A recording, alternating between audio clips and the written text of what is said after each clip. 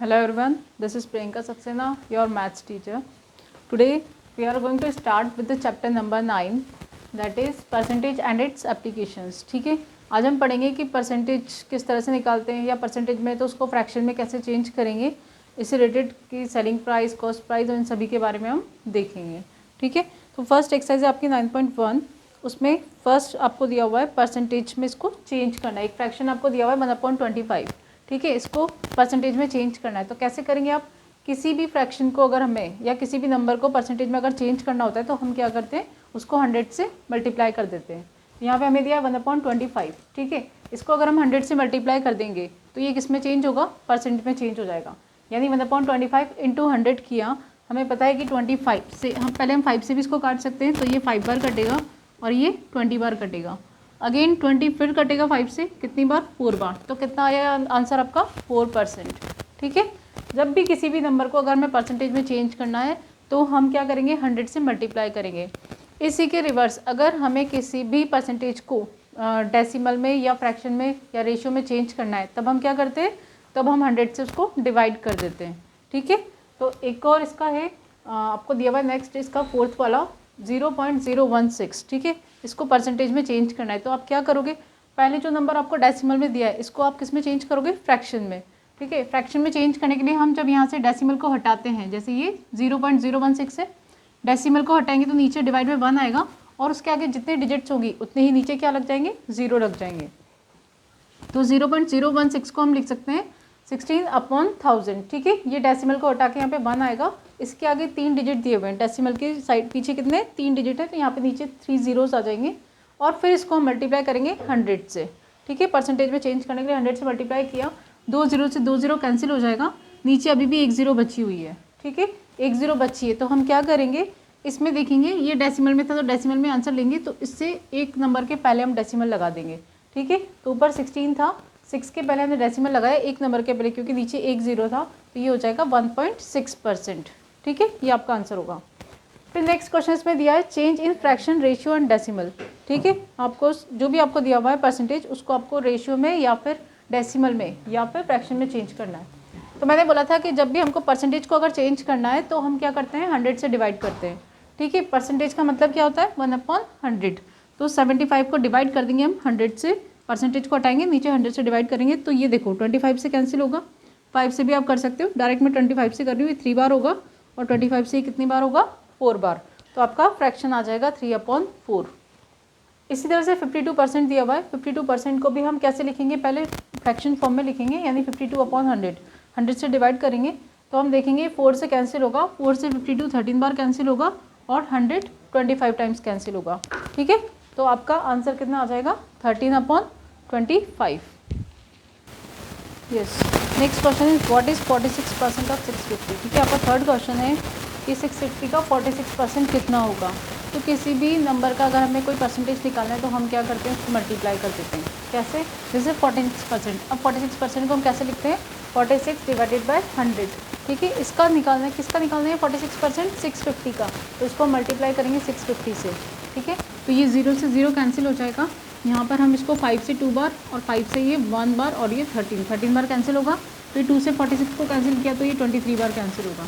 ठीक है, और 23 और 13 को जब हम मल्टीप्लाई करेंगे तो हमें आंसर कितना मिलेगा? 299. ये हमारा आंसर होगा. यही चीज़ हमें बार बार यूज़ करनी है इसमें क्वेश्चंस में.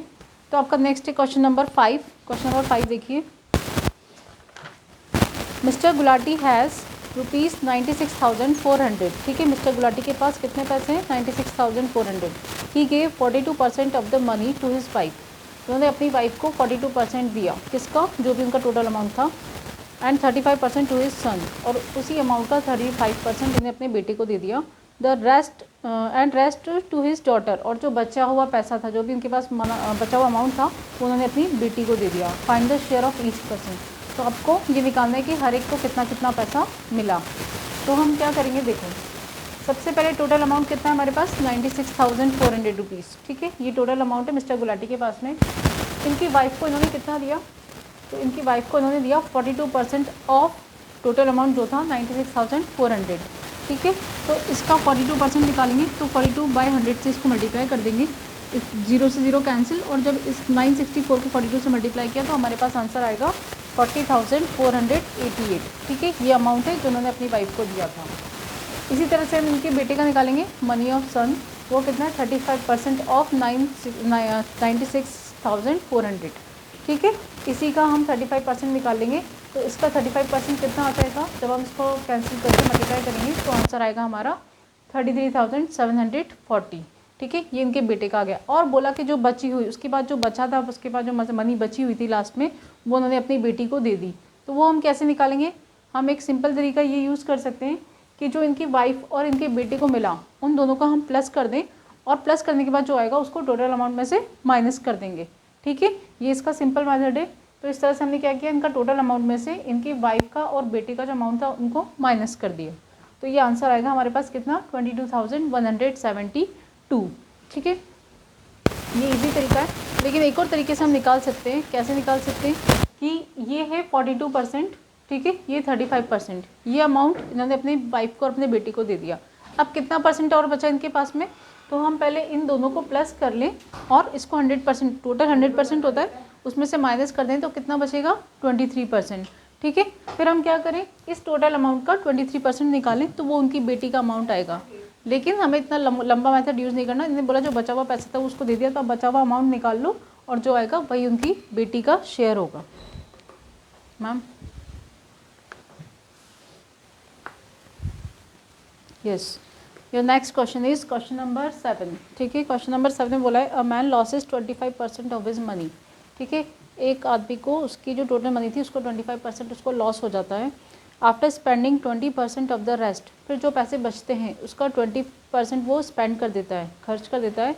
ही हैज़ 10,200 लेफ्ट, तो खर्च करने के बाद उसके पास 10,200 रुपीज़ बचते हैं। How much money did he have originally, तो उसके पास स्टार्टिंग में कितने पैसे थे ये आपको निकालना है, ठीक है। फर्स्ट हमने मान लिया, सपोज उसके पास कितने रुपए थे, 100 रुपीज़ थे, तो let the total money equal to 100 rupees, ठीक है। इसका 25% उसने क्या किया, लॉस कर दिया, यानी 25% ऑफ 100 कितना हो जाएगा, 25 ही होगा। इसको अगर हम 100 में से माइनस कर देंगे तो कितना आ जाएगा, बचा हुआ पैसा उसका कितना हो गया 75 रुपीज़, यानी 100 में से 25 उसके खो गए, ठीक है। तो उसके पास बचे 75 रुपीज़। स्पेंडेड मनी कितनी है उसकी, 75 का 20%, ठीक है। जो मनी बची है उसका 20% उसने स्पेंड कर दिया, तो अब उसके पास कितना बचा, तो इसका पहले 20% निकालेंगे 75 का, तो वो आएगा आपका 15 रुपीज़, यानी उसने कितना स्पेंड किया 15 रुपीज़। अब उसके पास कितना बचेगा, rest money will be equal to 75 minus 15, that is 60 rupees, ठीक है। फिर उसके पास जो बचेंगे वो 60 रुपीज़ होंगे। ये है जो हमने माना है वो प्राइस चल रहा है, ठीक है। ओरिजिनल प्राइस उसके पास कितना बचा था 10,200 रुपीज़, यानी ये 60 रुपीज़ किसके इक्वल हो गया, और 10,200 रुपीज़ के इक्वल, ठीक है। If 60 rupees is equal to rupees 10,200, then what will be the original money, तो 100 rupees will be equal to, तो 100 रुपीज़ किसके इक्वल होंगे 10,200 डिवाइडेड बाई 60 इंटू 100। जब भी हम इस तरह के क्वेश्चंस करते हैं तो क्या होता है कि ये अमाउंट ऊपर आता है, फिर इसके इधर वाला जो स्टार्टिंग अमाउंट होता है वो उसके डिवाइड में आता है, और जो हमें निकालना है वो मल्टीप्लाई हो जाता है, ठीक है। तो 0 से 0 कैंसिल हो गया, 6 से हमने इसको कैंसिल किया तो 1700 बार कैंसिल हुआ, और 1700 इंटू 10 कितना हो जाएगा 17,000, यानी उसकी ओरिजिनल अमाउंट कितना था उसके पास में 17,000 रुपीज़ था, ठीक है। इस तरह से इसको निकाल लेंगे। इसका नेक्स्ट क्वेश्चन है question number 8, find x if, आपको एक्स की वैल्यू निकालनी है। आपको फर्स्ट क्वेश्चन में दिया हुआ है 2.25% ऑफ एक्स इज 630, ठीक है। क्या मतलब हुआ इसका, यानी एक एक्स कोई अमाउंट है उसका 2.25% कितना दिया हुआ है 630, ठीक है। तो आपको एक्स की वैल्यू निकालनी है कि ओरिजिनल वो अमाउंट कितना है। तो एक्स की वैल्यू निकालने के लिए हम क्या करेंगे, 2.25% ऑफ एक्स, एक्स का कितना निकालना है 2.25%, तो 2.25 डिवाइडेड बाय 100, ये परसेंटेज हटके क्या होता है डिवाइड में 100 आ जाता है। इसको मल्टीप्लाई करेंगे एक्स से, तो ये किसके इक्वल आना चाहिए 630 के, यानी एक्स का 2.25% कितना है 630 है, ठीक है। और एक्स की वैल्यू निकालनी है, तो जो भी इधर इन सबको इधर ले जाओ, एक्स डिवाइड में है तो इधर जाके मल्टीप्लाई में आ जाएगा, और 2.25 मल्टीप्लाई हो रहा है तो इधर जाके क्या होगा डिवाइड हो जाएगा। तो ये डिवाइड करेंगे तो देखो ये 2.25 जो इसमें डेसिमल लगा हुआ है, इस डेसिमल को रिमूव करेंगे, पहले इसको रिमूव करेंगे तो ये यहाँ से जब ये रिमूव होगा तो ये ऊपर जाएगा, यानी ऊपर एक और 100 आ जाएगा, क्योंकि डेसिमल के बाद 2 नंबर्स हैं तो ऊपर 100 आ जाएगा। फिर हमने जब 2.25 से इसको डिवाइड किया 630 को 100 को उनको, तो जब हमने 5 से किया तो ये 45 टाइम्स हुआ और ये 20 बार हुआ, फिर इसको हमने किया 5 से, तो ये 9 बार और ये 6 30 126 बार कैंसिल होगा। फिर अब देखो ये 9 से कितनी बार कैंसिल होगा, 126 14 टाइम्स कैंसिल होगा। यानी अभी हमारे पास क्या क्या बचा है, 14 20 और 100। तो 14 इंटू 20 और 100 किया हमने तो कितना आ जाएगा 28,000। यानी कि जो वो x की वैल्यू है वो कितनी होगी, x की वैल्यू आ जाएगी 28,000 के equal. Yes, your next question, question number 17। The value of a machine depreciates every year by 10%। ठीक है, हर साल क्या हो रहा है, मशीन की जो वैल्यू है वो 10% से कम होती जा रही है। ठीक है, उसकी वैल्यू में कमी आती जा रही है। If it's present value is 90,000, यानी इसकी अभी जो कीमत है उस मशीन की वो 90,000 रुपीज़ है। What will B it's value after 2 years, तो 2 साल बाद इसकी जो अमाउंट है इसकी वैल्यू कितनी होगी वो आपको निकालनी है। ठीक है, यानी आप क्या करोगे, 2 बार उसका 10% निकालोगे और माइनस करोगे। यानी आपको क्वेश्चन नंबर 17 पहले मैं बता रही हूँ आपको। इसमें देखो present value of the machine is 90,000 rupees. ठीक है, उस मशीन की प्रेजेंट वैल्यू कितनी दी हुई है, 90,000 दिया हुआ है और इसमें डेप्रिसिएशन हो रहा है हर साल 10% का। ठीक है, पहले आप 1 साल का निकालोगे फिर नेक्स्ट ईयर का निकालोगे। तो पहले आपने पहले 90,000 था, इसमें से आप 90,000 का 10% निकाल के माइनस करोगे तो 1 साल बाद की वैल्यू आ जाएगी। वो वैल्यू आपकी कितनी होगी, यानी 90,000 माइनस 90,000 इंटू 10/100। 100 से डिवाइड किया, 2 0 कैंसिल, यानी 9,000 बचा। ये आपका डेप्रिसिएशन है। इसको इसमें से माइनस करोगे तो 1 साल बाद वाली वैल्यू आएगी और वो आएगी आपकी कितनी, 81,000 रुपीज़। ठीक है, फिर प्राइस आफ्टर 2 ईयर्स, 2 साल बाद कितनी होगी। अब 1 साल बाद उसकी वैल्यू हो गई कितनी, उसकी जो वैल्यू वो घट के 81,000 हो जाएगी। फिर इसका अगेन आप 10% निकालोगे और 81,000 में से माइनस करोगे तो वो 2 साल बाद वाली वैल्यू आ जाएगी। तो 81,000 का 10% आपने निकाला तो कितना आ जाएगा 8100, और 8100 को जब हम 81,000 में से माइनस करेंगे तो जो आपकी वैल्यू आएगी वो आएगी 72,900, और यही उसकी क्या होगी, प्राइस होगी आफ्टर 2 ईयर्स। ठीक है, इसमें एक और क्वेश्चन है, क्वेश्चन नंबर 14 आप देखो। A book seller offers a rebate of 15% on the printed price of the book. ठीक है, एक बुक सेलर क्या दे रहा है आपको, 15% की रिबेट दे रहा है बुक प्राइस पे, यानी जो उसकी प्रिंटेड प्राइस है उसके ऊपर। If the book is priced eight ₹2100, और उसकी प्रिंटेड प्राइस कितनी है 2100 rupees. Find the rebate given at the net price of the book, तो उसको कितनी छूट मिल रही है उस बुक पे वो आपको बताना है, और छूट के बाद जो उसकी प्राइस है वो कितनी है वो भी आपको निकालनी है। ठीक है, रिबेट मिल रही है 15% की और प्राइस जो है वो कितनी दी हुई है आपको, और उसकी प्रिंटेड प्राइस है 2100। ठीक है, इसका 15% निकालेंगे तो आपकी रिबेट आ जाएगी कितनी है, तो rebate on the book is 2100 into 15/100। 2100 का 15% निकाला तो वो आएगा 315, यानी रिबेट कितनी मिली है उस बुक पे 315 रुपीज़ की। फिर नेट प्राइस निकालनी बुक की, वो कितनी है, नेट प्राइस क्या होगी, रिबेट को जब हम माइनस कर देंगे इसमें से प्रिंटेड प्राइस में से, तो जो आएगा वो आपकी होगी क्या, इसकी नेट प्राइस, तो वो आ जाएगी 2100 माइनस 315, दैट इज़ 1785 रुपीज़। ठीक है, ये आपकी नेट प्राइस आएगी। Yes, your next question, question number 18.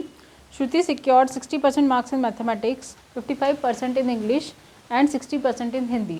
ठीक है, ये मार्क्स उसको मिलते हैं सब्जेक्ट्स में। If the maximum marks in the subjects were 75, 60 and 65 respectively. ठीक है, then what is her aggregate percentage. ठीक है, तो उसकी एग्रीगेट परसेंटेज निकालनी है। आपको मैक्सिमम मार्क्स दिए हुए 3 सब्जेक्ट्स के, मैथ्स के दिए हुए 75, इंग्लिश के 60 और हिंदी के 65। ठीक है, और आपको बोला कि श्रुति को जो मार्क्स मिले हैं मैथ्स में मिले हैं 60%। 60% किसका, जो इसके मैक्सिमम मार्क्स है कितने 75। मैथ्स के 75 मार्क्स अगर मैक्सिमम मार्क्स हैं तो उसके 60% मार्क्स श्रुति को मिले हैं, तो हम 75 का अगर 60% निकाल लें तो श्रुति को जो मार्क्स मिले हैं वो आ जाएंगे, वो कितने होंगे 45। तो 60% ऑफ 75 इज इक्वल टू 60/100। 60% को हम कैसे लिखेंगे 60/100 मल्टीप्लाई बाय 75, जो इसके मैक्सिमम मार्क्स हैं। तो ये कैंसिल करेंगे 0 से 0 और इसको जब कैंसिल आउट करेंगे तो हमारा आंसर आ जाएगा 45, यानी श्रुति को कितने मार्क्स मिले मैथ्स में 45। फिर इंग्लिश में, इन इंग्लिश 55%। ठीक है, उसको 55% इंग्लिश में मार्क्स मिले, तो 55% किसका होगा, वो जो मैक्सिमम मार्क्स है इंग्लिश के, यानी 60। तो 60 का अगर 55% निकालते हैं तो श्रुति के इंग्लिश वाले मार्क्स आ जाएंगे, और इसका 55% निकाला हमने तो वो आंसर आएगा कितना 33, यानी इंग्लिश के मार्क्स कितने श्रुति के 33। And in Hindi that is 60% of 65। ठीक है, हिंदी के मैक्सिमम मार्क्स 65 हैं और उसका 60% श्रुति को मिला है। तो 65 का 60% अगर हम निकालते हैं, यानी 60/100, 60% तो हो गया 60/100 इंटू 65, और ये कितना आ जाएगा आपका 39, यानी श्रुति के हिंदी वाले मार्क्स हो जाएंगे 39। अब आपको बोला है कि आपको इसका एग्रीगेट परसेंटेज निकालना है कि कितना आया। तो एग्रीगेट परसेंटेज जब हम निकालते हैं तो हम क्या करेंगे, पहले तो हम मैक्सिमम मार्क्स निकालेंगे टोटल। तो टोटल मार्क्स कितने होंगे, मैक्सिमम मार्क्स होंगे 75 + 60 + 65। जो तीनों सब्जेक्ट के मैक्सिमम मार्क्स थे उनको हम प्लस कर देंगे तो वो आपका टोटल मार्क्स आ जाएगा। ठीक है, वो कितना आया 200। अब 200 में से टोटल श्रुति को कितने मार्क्स मिले, तो श्रुति को जो मार्क्स मिले हैं हम तीनों को अगर ऐड कर दें तो जो श्रुति को टोटल मार्क्स मिले हैं वो आ जाएंगे कितने 117। ठीक है, इन तीनों को ऐड किया तो आपका आंसर आया 117। अब एग्रीगेट परसेंटेज निकालने के लिए हम क्या करते हैं, जितने मार्क्स हमें मिलते हैं उसको हम डिवाइड करते हैं टोटल मार्क्स से, फिर मल्टीप्लाई करते हैं 100 से, तो हमारी एग्रीगेट परसेंटेज निकल के आती है। तो एग्रीगेट परसेंटेज निकालने के लिए श्रुति को जो टोटल मार्क्स मिले हैं उसको हम डिवाइड कर देंगे मैक्सिमम टोटल मार्क्स से, वो कितने 200, और फिर इसको मल्टीप्लाई करेंगे 100 से, तो हमारी परसेंटेज आ जाएगी एग्रीगेट, यानी ये 2 0 से 2 0 कैंसिल हो गए। ठीक है, 2 से इसको डिवाइड किया तो आपकी एग्रीगेट परसेंटेज श्रुति की कितनी आएगी 58.5%। ठीक है, ये इसकी एग्रीगेट परसेंटेज निकल के आएगी। तो ये एक्सरसाइज आपकी यहाँ कंप्लीट होती है। इसके कुछ क्वेश्चंस मैं आपको होमवर्क में दे दूँगी, वो आपको करने हैं। मिलते हैं नेक्स्ट लेक्चर में। Thank you.